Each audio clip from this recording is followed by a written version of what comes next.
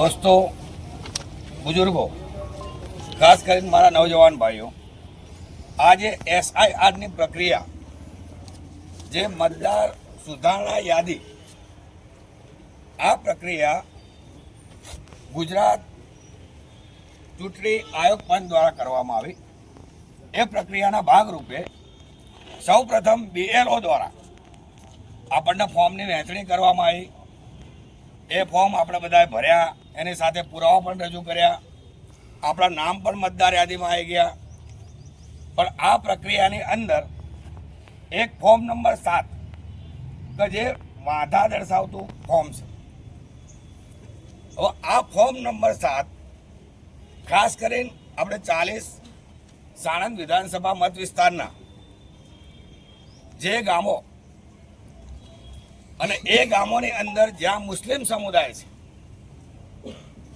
તે જગ્યાએ તે વોર્ડમાં અમુક વ્યક્તિઓ દ્વારા ગેરકાયદેસર ટુકડી બનાવી, મંડળી બનાવી મુસ્લિમ સમાજને ખોટી રીતે હેરાન અને પરેશાન કરવા માટે મુસ્લિમ સમાજનો મત અધિકાર છીનવા માટે આ જે કામગીરી કરી છે, એ કામગીરી ખરેખર શર્મનાક છે.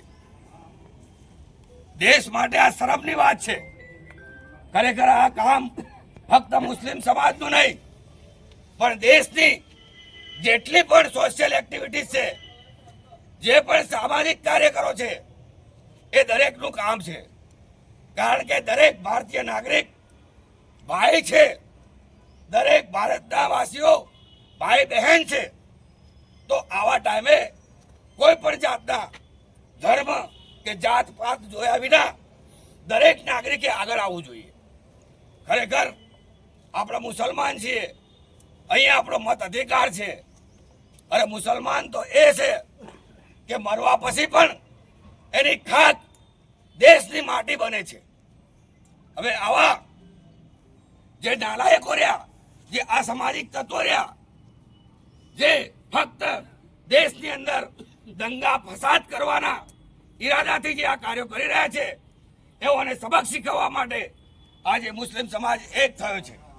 અને આ મુસ્લિમ સમાજ એક થઈને સાણંદ પ્રાંત સાહેબને આવેદનપત્રમાં આપવામાં આવે છે. અને આવેદનપત્રમાં ખાસ અમારી એ રજૂઆત છે કે મુસ્લિમ સમાજના એક પણ મતદારને સાંભળ્યા વગર એનો મત રદ ના થવો જોઈએ. કોઈ મુસ્લિમનો મત અધિકાર છીનવાવો ના જોઈએ. એ સરકારની જવાબદારી છે, સરકારી અધિકારીઓની જવાબદારી છે, ચૂંટણી આયોગ પંચની જવાબદારી છે.